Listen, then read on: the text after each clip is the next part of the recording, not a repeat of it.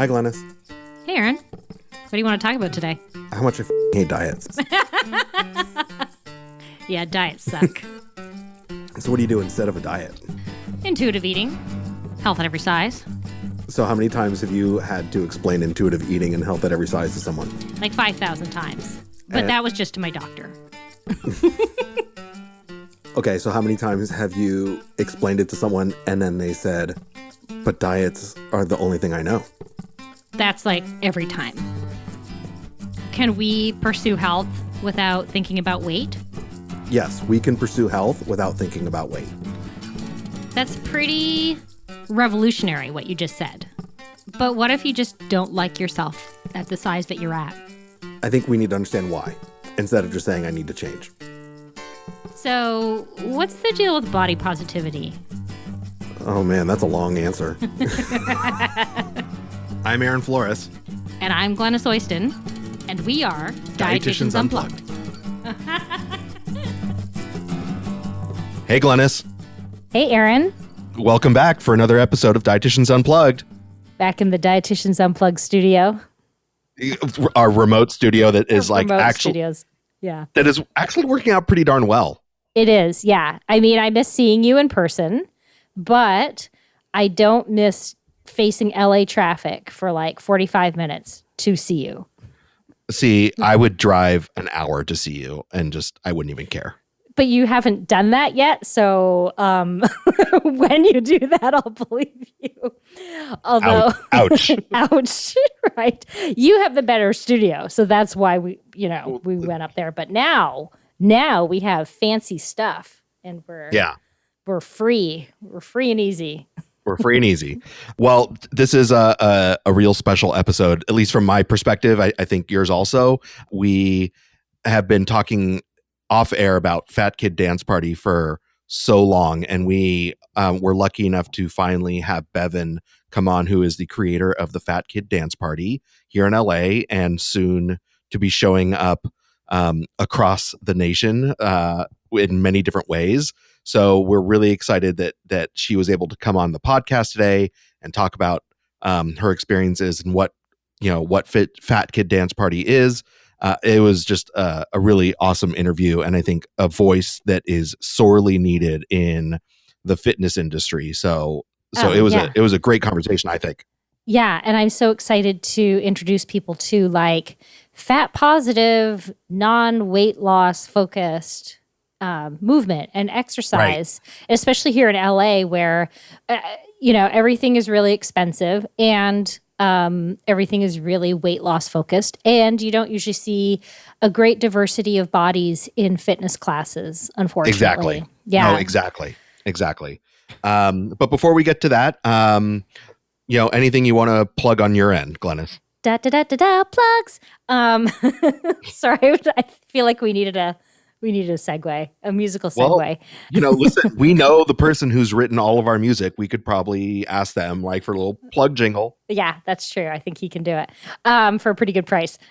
Free. Just continue to see clients in my office and virtually, and really expanding into diabetes counseling quite a bit more. And it's sort of a surprise turn for me because a year ago I didn't think about doing this, using all the experience I have in my clinical work to bring, weight neutral or weight inclusive diabetes education to people who have only ever gotten the advice to diet to help their pre-diabetes or diabetes. And people just think health at every size is for people without health conditions, which is completely not true. So I'm seeing more people with diabetes and pre-diabetes, and that's been so exciting for me.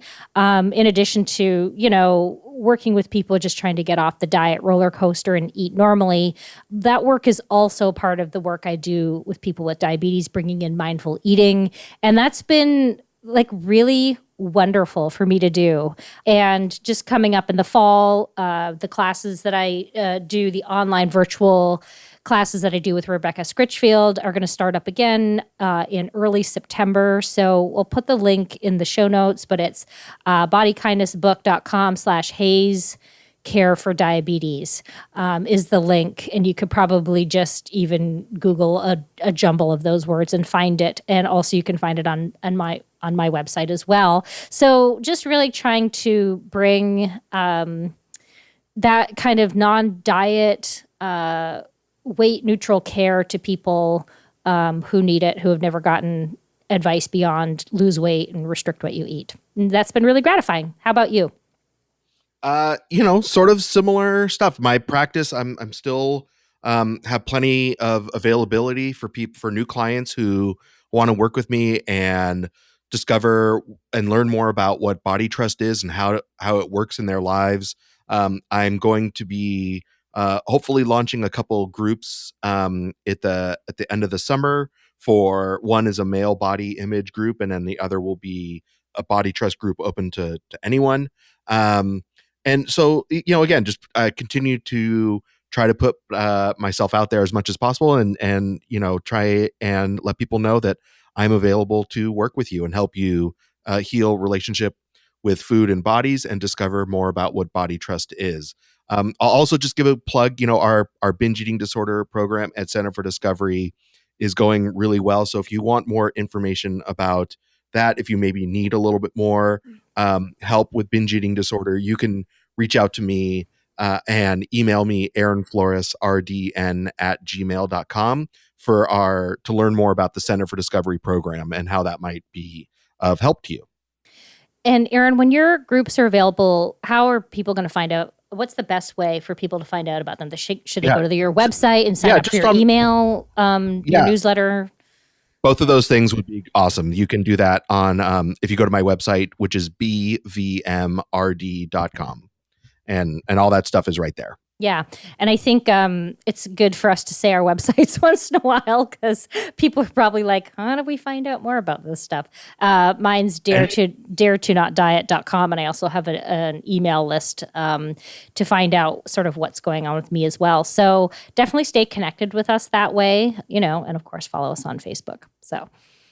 Yep. And we tried to get the URL amazon.com, but it was real hard. It was taken. So, like a long time ago. Well, listen, hey, we tried. Yeah. So just to learn a little bit more about Bevin, a childhood of bullying because of her weight kept Bevin, aka the Queer Fat Femme, off the dance floor. When she found body liberation activism, the idea that all bodies are worthy of love no matter what, it changed her life, and she has been reclaiming dance floors along with teaching, performing, and writing about body liberation for over 15 years. She is an AFAA certified group exercise instructor and developed Fat Kid Dance Party for all sizes to heal from body oppression to help other folks learn to love their bodies, embrace their awkwardness, and open up to self-care. And you can find more about her at www.fatkiddanceparty.com. You're going to love her. You're going to love this interview. I really hope you enjoy this. And again, maybe we'll see you out there on the dance floor for some Fat Kid Dance Party fun.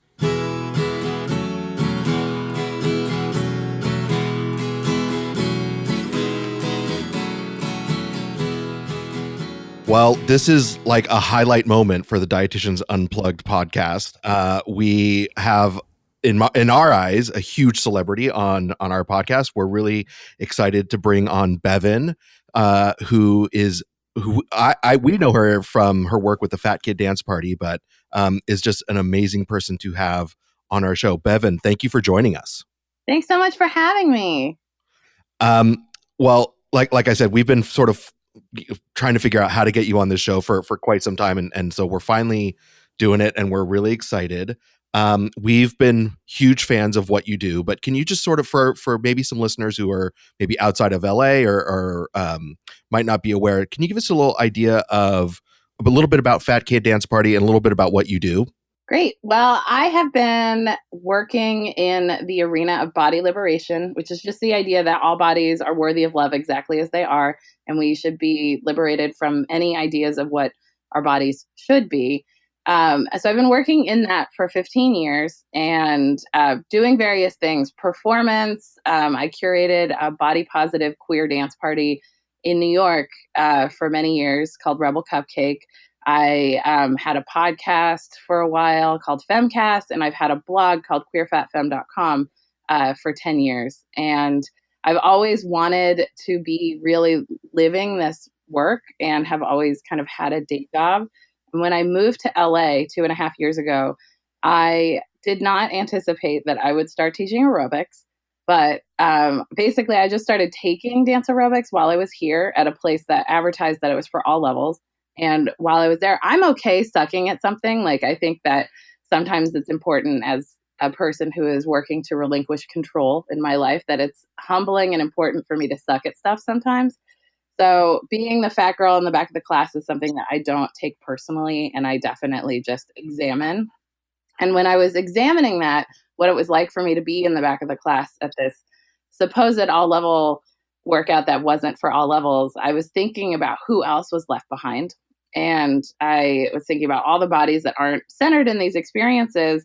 And then I was like, well, wait, why not me? Why don't I learn how to teach aerobics and do this? So it's not like I came into teaching dance aerobics with some long history. I've just been a casual user of dance aerobics most of my life, just for like the mental and emotional and spiritual health involved of moving my body and having fun. And so then I developed Fat Kid Dance Party and invited people along. And what's been so great about it is, even though I'm teaching it weekly in LA, the interest has been high. People are really excited about the idea of a class that makes it okay for you to feel awkward. We cheer for awkward in class. It's one of our rules. I also explicitly say there's no wrong way to do Fat Kid Dance Party. So if people just show up and move, they're doing it right. And really make it okay for people to be in the bodies they have today. And I encourage people to focus on today, not where they think they should be and not where they were 10 years ago, but where they are today. And really work hard to curate a psychologically safe environment inside a movement class, which is pretty unusual. Cool. Absolutely. I think, listen, I think the fitness part of this and being inclusive of all bodies within the fitness industry is probably one of the most radical things there that I've seen. And I think one of the reasons I was so drawn to what you're doing. Bevin, you've talked a little bit in the past about sort of your personal history coming into why you started doing this. Was there sort of like, I think a lot of us can relate to the, I'm the fat girl that doesn't, that either doesn't get picked for the sports teams or doesn't, isn't supported basically in any kind of fitness endeavor when we're young. And did you sort of experience that? Oh yeah. I feel like I've had like many, maybe not all, I can't say all, but like many of those threshold fat people moments. So like I was definitely picked last for sports. I was like stuck out in the outfield in softball, even though I was very good at softball and really could hit a softball quite well. I, just always, it felt like I was underestimated because of my weight. And what I really try to do now, because of having that experience, is to never make assumptions about people based on their weight and to encourage other people to see humans as being human and not about their perceived limitations about weight. And what I love more and more about social media is how viral these stories of like fat pole dancers and fat professional dancers and fat runners and all of there's this amazing group of fat people who are hiking Mount Kilimanjaro this year that I'm following on Instagram. And I just love social media for amplifying all the ways in which fat people can bust the stereotypes about fat people so that we can start showing the rest of the world that fat people are capable of anything. But most importantly, showing other fat people that they're capable of anything. Because I think I fell into this trap, which was believing that my fat limited who I could be in this world. And the more I unlearned that limiting belief, the more my life truly began, which I'm really grateful for. So that's a profound switch, but also a profound sort of realization. And I think one of the things that I so appreciate about what you do, and I literally almost every client I work with, I talk about what you do with them, because to me, that's like the representation part of like seeing people in a similar type of body as ours, doing things that like think are off limits.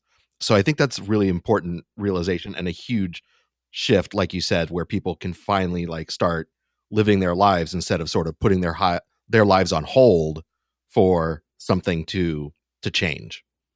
It's interesting. You said you had the exact same experience that I did a year ago. You said I was in a dance class and I was at the back, and you had no problem with being at the back, but it was like it was supposed to be a beginner class, and it wasn't a beginner class at all. And I had the exact same experience last year at a dance studio here on the west side of LA. And like, this is great for beginners. I was like, it is not great for beginners. And I almost like cried at the end of the class because I was so frustrated.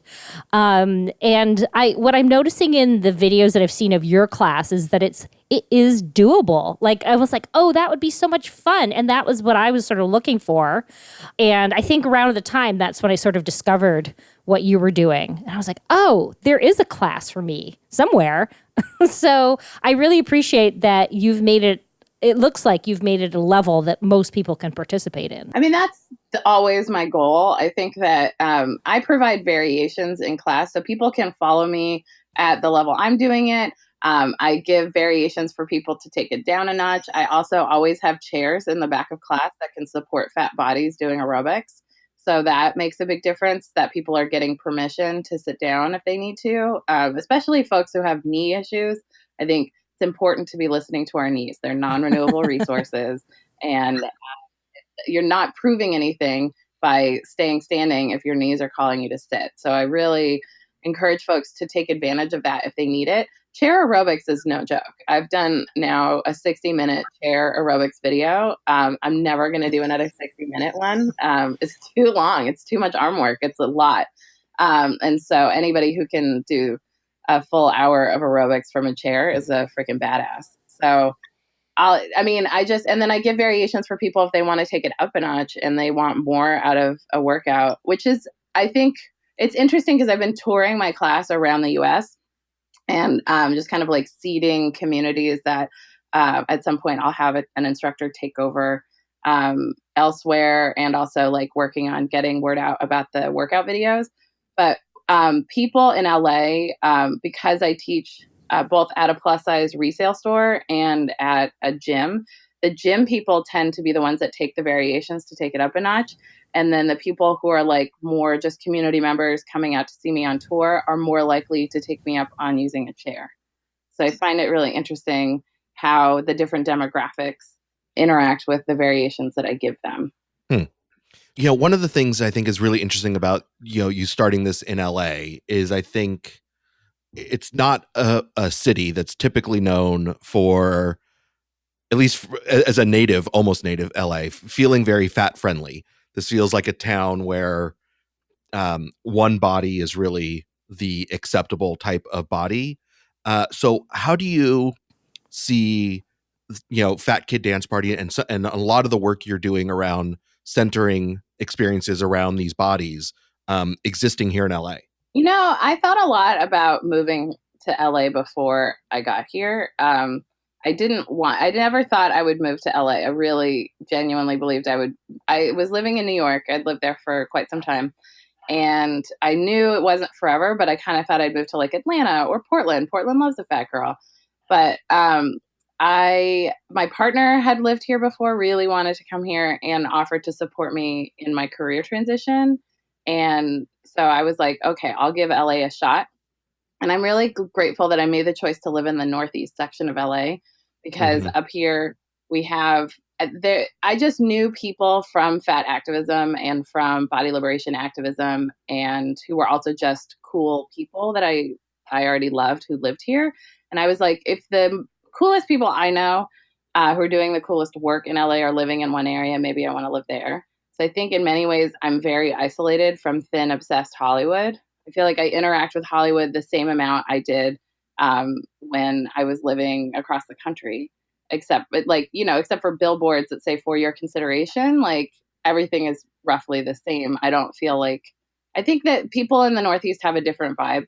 And so I think in many ways the plus size resale store where I teach class, being here is creating even more intentional community. And more and more.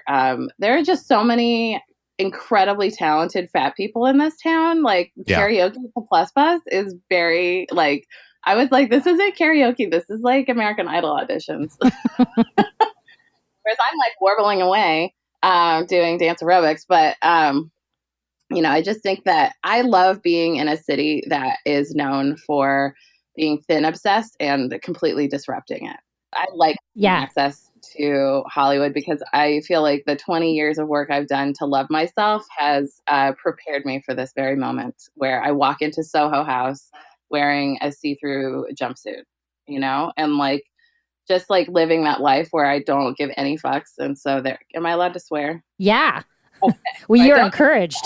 And I just like disrupt what people think Hollywood is supposed to look like. And I'm excited. Like Joy Nash, who's a friend of the Plus Bus, is the star of the show Dietland on AMC. Oh, yes. Extraordinary. Yeah. What a talent. I'm so excited. And like Joy Nash, it's like one thing to see fat people on TV, but it's another thing when you see a fat person who's been working for body liberation for 15 years on TV. It's just so good to see people who are working for the cause, like getting their breaks. Yeah. And I'm really excited about where I believe the world is going and where media representation is going. Totally. I had a star moment last year because I met Joy Nash at the Plus Bus when Virgie Tovar was there. And you were there. Were you there? I was not there. I was out of town. You weren't there. Okay. Because I didn't know you last year, but it was shortly after. And I was like, oh, this person's awesome. But yeah, I got to meet Joy Nash and it just felt like, yay, Hollywood, something maybe is shifting where I know she's been around for a long time and it's like she is finally getting what she deserves in terms of like her talent and just how awesome she is. And I just feel like maybe we're in LA at a time when things are starting to shift slightly, just ever so slightly. And it's kind of good to be here to be like I call it an out fat person, where it's like, I'm not trying to hide my belly. I'm not trying to hide my arms. I'm just like, here it is, So I think it's like you said, it's really, we don't have like direct access to Hollywood. So it's not like we're in contact with that kind of thing all the time. I live in a family-oriented neighborhood, and like there are people of all sizes here, which is great. So, but it's great to be in LA and just sort of represent right now. Yeah, totally. I have two sort of questions about your dance parties that you do at the Plus Bus and at the gym. What percentage of men are showing up right now? And are either of these classes like accessible to like any age, or do you have to be over a certain age to attend? Oh, great questions. I think it's so interesting because as a white queer fat femme, I noticed that primarily my audience tends to be white queer fat femmes who are in their 30s. So it's like many people see themselves represented in me and show up. I work hard to provide visual representation of a lot of different genders and bodies. I would say I get a couple men here and there, but it's not, I don't even know what the percent is. But certainly there are some men who are like in my heart who can't show up every time because they live in Orange County and Anaheim respectively. So I don't get to see them that much, but they still feel very much a part of the movement and what I'm doing. So I invite them whenever I have photo shoots or whenever I'm doing a class that's not a weekday. And I work hard to foster that community, but I think I'm excited to see how the community develops over time. I mean, certainly men are welcome, but like, as the community develops over time and I get more instructors and create more diversity around that, I'm hoping that it will diversify. But I also think there's more barriers to dance aerobics.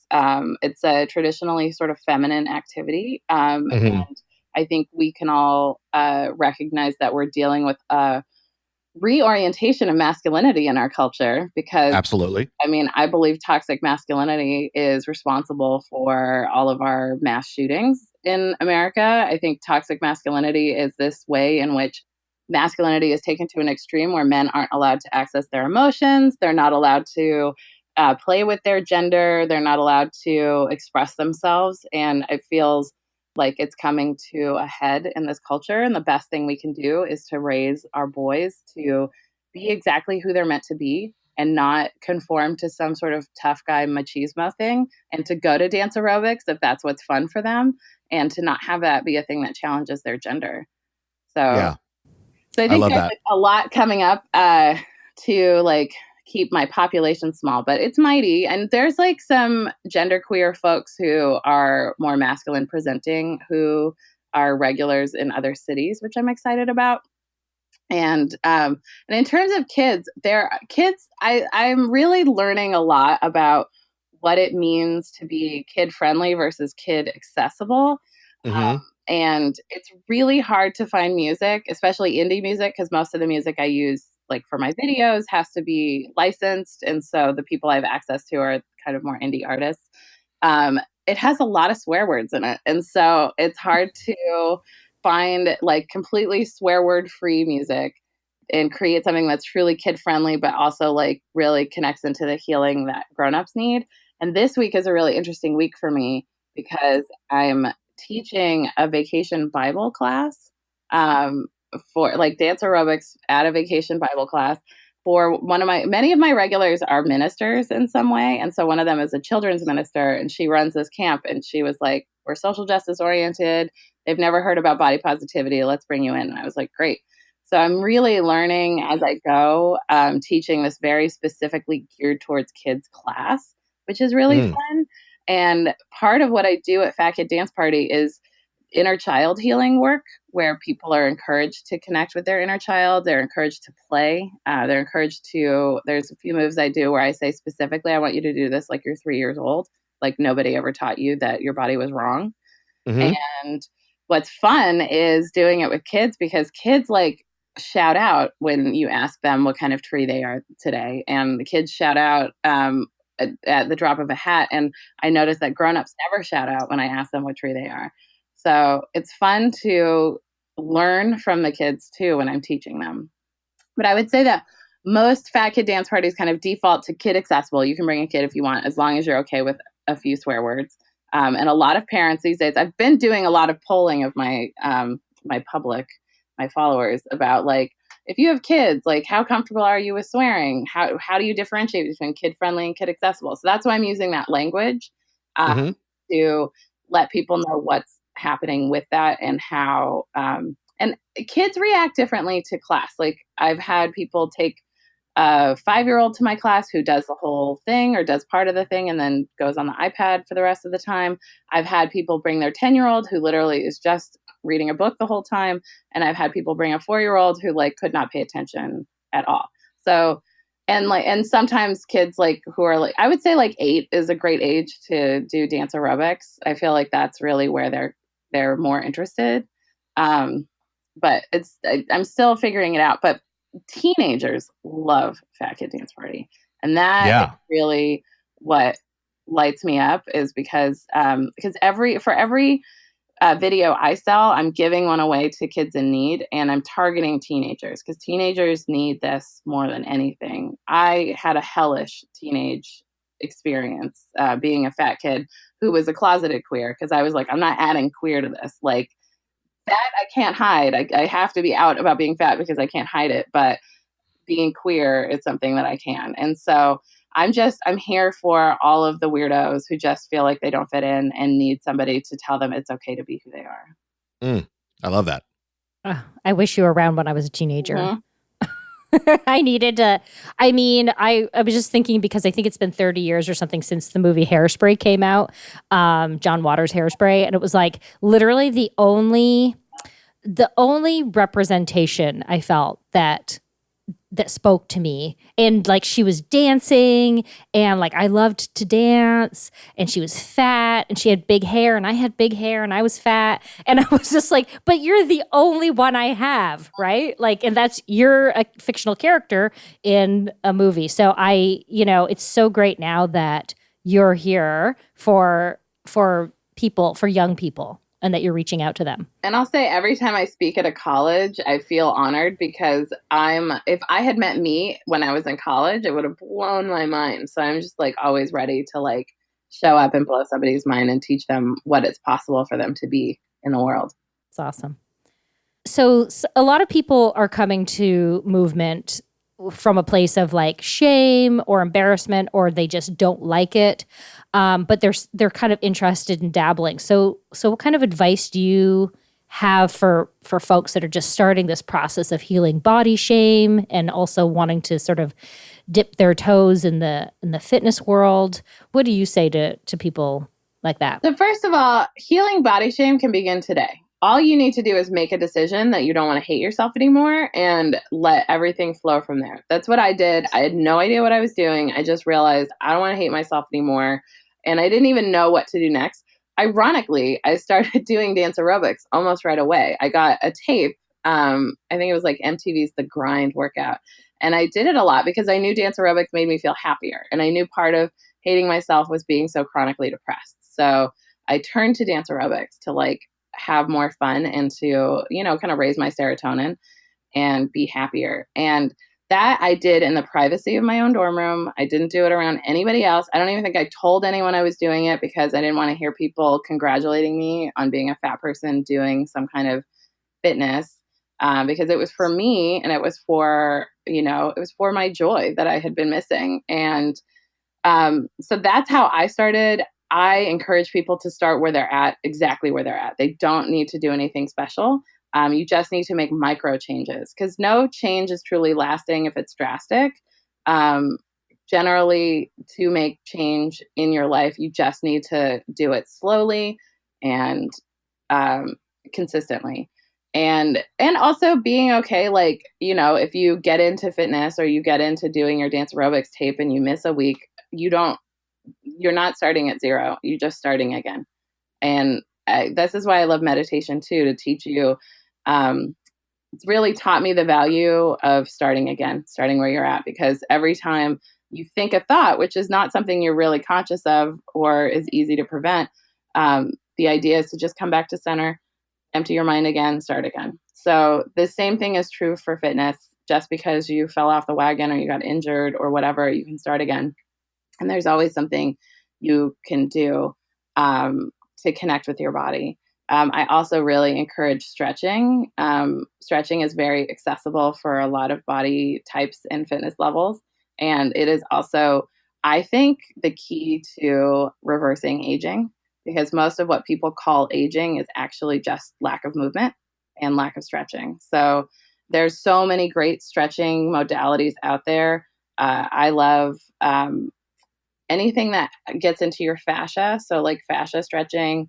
There's a thing called moving stretch, which I like a lot. Eccentrics is a modality that I enjoy. You can find some videos on YouTube, but it's a lot of like arm swinging and opening up to joy and movement and stretching. And there's just so much in yoga, of course, but yoga, I would say there's like a lot of really great fat yoga instructors online. So if you're starting at home, find someone who has a body that's like yours. Some of them will even say like, I have to move my belly aside or I have to move my boobs for this. And that is so validating to hear somebody who has a body like yours. Cause like yoga there's no way to suck at yoga, and yoga is something that is different for everybody. And so my stretch, if I'm not reaching the floor, but that's my edge, could be the same effect on a thin person who reaches the floor and then some, right? But also fat people can be way more flexible than thin people because this is just body diversity. So I know lots of fat people who are naturally very flexible. So I don't know. I just think that like starting where you are, there's so much possibility out there. Look at what intrigued you and pick it up and try, and then keep at it, because movement will really set you free from so much that you think is going to limit you. And I love that step one was just decide that you're going to stop hating your body today. Mm-hmm. Like that is because it might not, you might not achieve that, but at least you've decided that that's what you're going to do. Yeah. And like you said, you started exercising immediately. And I have found that that's true, that once people sort of come to a place, decide that they're going to come to a place of acceptance, it frees them up to start doing things that they never thought they would do. And so one of the things that I, just to sort of build off that a little bit, is that in many of these discussions, I think it's hard for people to find like safe spaces to do some of this stuff, and especially I think in the fitness world. So, what is your recommendation for like those folks who maybe are in a smaller town or don't have access to as many resources? You mentioned sort of the online yoga. Do you have other recommendations for like online or fat positive folks who in the fitness world who are doing similar messages, or even maybe you could talk about what the Fat Kid Dance Party videos? Oh, okay. Well, I would love to talk about the Fat Kid Dance Party videos, Yeah. my passion project that I'm still in the thick of. I think when we're recording this, they're still in post-production, and my hope is when this is released, they will be available at fatkiddanceparty.com. But basically, when I had a video about my class go viral last summer that Pop Sugar produced, it was great 3-minute storytelling about like me, my history, why I do this, and what Fat Kid Dance Party is. And it just, people loved it. People kept saying, I want this where I'm at. And I knew in my heart that it was important to get it to the people, not just like franchise it, because people just, they really want to come to a Fat Kid Dance Party, which is great. But like, it's actually much more likely that people are going to do it if they have it in their house, because a lot of people are too afraid, even to a fat positive community. There are people who are, I've had come to my class who were terrified. I didn't know, of course, but like who were terrified walking in the door of something fat positive. And so starting at home is really where I wanted to meet people. And I also wanted to do a variety of videos because I've bought packs of workout videos before. And I really liked that marketing because it enabled me to buy stuff that I knew I could develop strength to get into. So I did a 10-minute stretching video, which is literally just like my idea is if you do this every day, you're going to open up to more mobility and reverse aging and just feel better and more amplified in your body.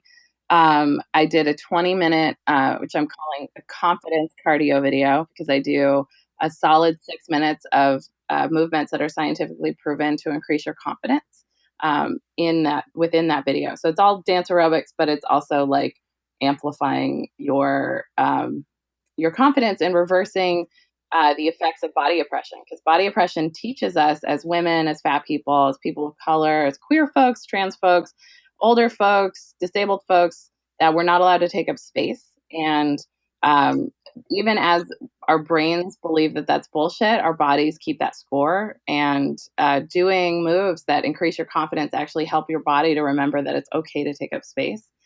And so I did that 20-minute video. I did a full 60-minute chair workout video, which the next workout video pack will have a 30-minute chair video in it. I did so much dance aerobics that whole shoot day, but like it was my arms at the end of it because of the chair video. And then a 60-minute full dance aerobics workout. So what was great about those videos is I got a lot of great music for it. I hate buying expensive aerobics videos and having only one recognizable song in every video. So I got a lot of really cool indie artists who are willing to donate their work to the cause. And I'm really excited about it because I think it really meets people at a variety of fitness levels and abilities and helps get them into movement in a radical way that doesn't talk about weight loss at all, which the fact that like that itself is radical is sad, but I'm excited for the future when more and more instructors become more and more body positive. There's not a lot of platforms out there that have specifically weight loss neutral workouts or fitness protocols. Yeah. So, and even some of the best like body positive yoga instructors out there are on platforms that have all this weight loss talk, and they just happen to be an aberration. So I'm excited to create, my dreams are much bigger than just Fat Kid Dance Party. I want to disrupt this marketplace, and I want to create the subscription platform that has videos of all genres and that is completely weight loss neutral, where I take all the classes or I co-instruct some of the classes and really just infuse my special brand of body positivity and affirmation into other types of modalities, not just Fat Kid Dance. That's awesome. I love it. Yeah. World domination. I love the sort of World domination. No, Absolutely. I love the disruption part, of that. And listen, as I talk Glenys's ears off about this all the time, so I apologize. But this is why I love Star Wars, because I feel like it's a story of rebellion, and it's Oh yeah. of of disruption and standing up to something that is oppressive. So, I don't know, this is very Star Wars-esque to me too. Wow. I hope it's easier than the rebellion in Star Wars. Well, me too. Listen. We'll see if we can get you a lightsaber, and then it'll be fine. It'll be totally easy. Listen, I just lost my beloved Aw. Shih Tzu a couple months ago, so she was very Ewok looking. Oh. And I'm happy to be part of the rebellion and get another Shih Tzu to be part of it. There you go. Well, she's a part of the Force now, so Yeah, exactly. Yeah. Kind Mm-hmm. of. So is the video will hopefully be out around when this is released. So it'll be on the website fatkiddanceparty.com. Yes. So I haven't exactly figured out how it'll start from there. It might be like a 2-step process to get there, where basically this is the thing about being a solo entrepreneur, is that it's figuring stuff out. I think anybody out there who has ever started a business knows what I'm talking about, when it's literally every day it's figuring new stuff out. So I'm pretty sure I know how it's getting distributed, but it'll come from fatkiddanceparty.com. It may take you to a channel on Vimeo, but everything in the world comes from fatkiddanceparty.com. I'm also very, very dedicated to privileging my email list. So if people want to get on my email list and hear about things first, I launched all of my ticket sales for my tour get launched to my email list first. My retreat is privileged to the people on my email list. And all of those things, just if you want to hear about it, get on the email list. And they can do that by going to fatkiddanceparty.com. Okay, and we'll put that in the show notes as well. Again, I know we sort of might have touched on this, but where do you see, especially in LA? I'm very focused on LA just because we live here and if let's say pie in the sky, where do you see Fat Kid Dance Party going, and how do you see it sort of taking even more of a hold in LA? Oh, good question. I'll say that the web-based subscription service is on my heart, and that is the thing that I really want to aim for. In LA, I will always teach in LA. So you're always going to get it. Just I feel like Richard Simmons is a legacy that I picked up. I moved to LA right after he stopped teaching classes, and I've had so many of his regulars come to my classes, and he taught 3 times a week in LA when he wasn't traveling. So I loved that he had a place that people came in. The thing I've heard most from his followers that kept them coming was the community. And I'm seeing that develop. So Fat Kid Dance Party is about a year and 3 months old now, and I'm seeing real friendships bloom from my regulars, between them. I'm seeing them really excited for each other and connected, and I'm seeing the community grow. So I feel like in LA, it's just going to continue to seed this community of people. But it's also, there's communities other places, Seattle, Portland. I've had one of my Seattle regulars came to a class in LA. So I call those 2 state regulars when they've come to Back at Dance Party in 2 states. And I'm just excited to see it grow. It's, the home base is LA. I feel like I'm in LA probably for good. And, but I'm excited to see it grow as a worldwide movement where people in LA feel connected to the regulars in Seattle and feel connected to the folks in DC. And creating more of that, because the more community you create for people to feel like they truly can be themselves, the more they go out in the world and do what they're meant to be doing in the world. Whenever I stress out about something I have no control over, water quality, I stress often about lack of water and water pollution and things like that, I pause and I remember what my purpose is in the world, which is to make the world safe for people to love themselves. And I remember that my purpose helps other people who will then go out and work on the water stuff. And then just 2 days after I had this conversation in my head, because like I have a lot of protocols for how to stop the negative banter in my head, which I think everybody has.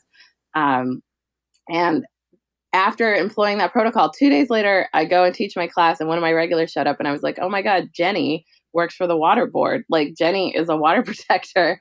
Look at this. Yeah. I'm providing healing for Jenny to go out and be her best self and to stand up to the ways in which our water is being threatened. So that's really what I see it being, is like, it's like home base in LA, worldwide movement, really amplifying people to continue to change the world, because we need more people who've come alive, who believe that they aren't limited by their bodies or by any other virtue of who they are, who can go out and live their purpose. Even if their purpose is like raising a badass kid, that's still so vital. Like, we need people who are raised to understand self-compassion, self-love, worthiness, that are all bodies are good bodies. Like, all of these things are so vital to shifting our society more towards love and away from fear and control. And you've tapped into something, I think, really vital when you say community, right? Because like I was walking along the street in my neighborhood last night and I was like, oh, look, the Buddhist temple has bingo on every third Friday or something like that. I was like, I remember when I was a kid and people used to go to bingo, and I'm like, but I don't know, like I live in LA and I don't know the communities, and I just feel like community or communities, like small communities of people who have the shared interest, are kind of, they've disappeared over the last like 30 years. And, you know, what you're providing is now like, it's the community that we need, you know, as people kind of retreat into their phones and into social media. We still need to meet in person, I think, and know each other in person. And I think that community aspect is really what's missing from a lot of exercise communities, I think. Like, I went to a sort of this dance thing where it was like they just turn the lights off and people just do their own dancing by themselves. And I was like, that's weird. I want to have like a friend I'm dancing with, you know? So I think that the community part and what I saw in the Pop Sugar video was like people really connecting in your class with each other. Do you find that people are really connecting? Yes. And in fact, the reason why they're connecting is because I didn't like going to dance aerobics classes and not connecting to other people. So one of my rules is we high five for self-care, which high five culture just helps make everybody happier and more connected, because I give permission for people to interact with strangers in a way that shares joy. And I also like to say, for people who don't like to touch, jazz hands or the no touch high five. And but I want people to be high-fiving because I want people to have a reason to connect with somebody and not just kind of like awkwardly look away. I also like to call this Web 3.0, where because Web 2.0 is social media, right? And like that's the thing that's really sucking us in. But Web 3.0 is using social media to meet people in real life and making those real life connections with people. And what I want is to facilitate easier interactions. And for me, I mean, I'm a person who people perceive as an extrovert, but I'm actually a very situational extrovert, and I really love protocol. I thrived at summer camp when I was a kid, so like having like coordinated group activities is really like the thing that helps me open up fastest. And so I think me structuring the class in such a way that really gives people facilitated connection helps to create those connections and create that community vibe. I love that. So on the Fat Kid Dance Party website, will it give, if someone's in LA and they want to go on a Wednesday night or Saturday, are those locations listed on fatkiddanceparty.com? Yes. So Awesome. I'm so excited I can talk about this website because it took me forever. Also being an entrepreneur, it took me forever to get the website. So the website is up. There is a page that's called classes, and that's just about LA classes. And at some point when I have franchise classes elsewhere, those will be listed there as well.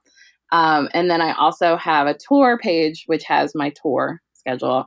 And so all of that is on fatkiddanceparty.com. And also, you know, we have a Facebook page. If Facebook's easier for you to interact with, you can follow there. And I have not a personal Facebook page, but like my Facebook fan page, Queer Fat Femme, which is, it's basically like me zoomed out from Fat Kid Dance Party. I go live daily about the process of loving myself, because I found that I, having been doing a self-love practice for 20 years, and I like to say it's a practice because self-love is not just like a state that you're always in, it's a state that you're always working to be in. And that is the practice. And so I kind of every day examine where I'm at with self-love and then connect with my followers about it, because I think even if I'm somewhere on my journey, it's relatable to someone who's new to the journey. And I really wanted something. I started this after Fat Kid Dance Party because I wanted something to be more than just dance aerobics for my regulars. So some people who are my regulars don't watch the videos, and plenty of people watch the videos who can't or don't go to the classes. But I like providing a lot of different ways that people can connect to this larger work of loving yourself in a world that wants you and profits off of you hating yourself. Well, I think that's having all these resources, I think, is really important. And I think I'm really thankful that you could provide all of these for our listeners, because I know that there's a lot of people who are going to listen to this and say, this is something I could do today. This is something that, I could start doing today to help me start loving myself instead of hating myself. So thanks so much for doing this work and coming on our show and sharing so much of your work with our listeners. Thank you so much. I'm really excited, and also just grateful that y'all are out there disrupting dietitian land and showing people a new and different way to interact with their bodies and food, because that is radical and important and necessary. That'll be the spinoff, is Dietitian Land. Instead of Diet Land, we'll have Dietitian Land. Dietitian Land. Can you get Joy to be on our show? I can. That'd be a dream come true. Anyway, yeah. Well, thank you so much, and I'm so excited for everybody to hear this episode, and I'm actually excited to make some plans to come to your class pretty soon. Yeah, I hope so. Keep an eye out on the website. Yeah. I'm trying to teach on Saturdays when I'm in town, but because of touring in summer, I am like literally never in town. So. Yeah. All right. Well, thanks so much, Bevin. It's been great to talk to you. Yay. Thanks so much for having me.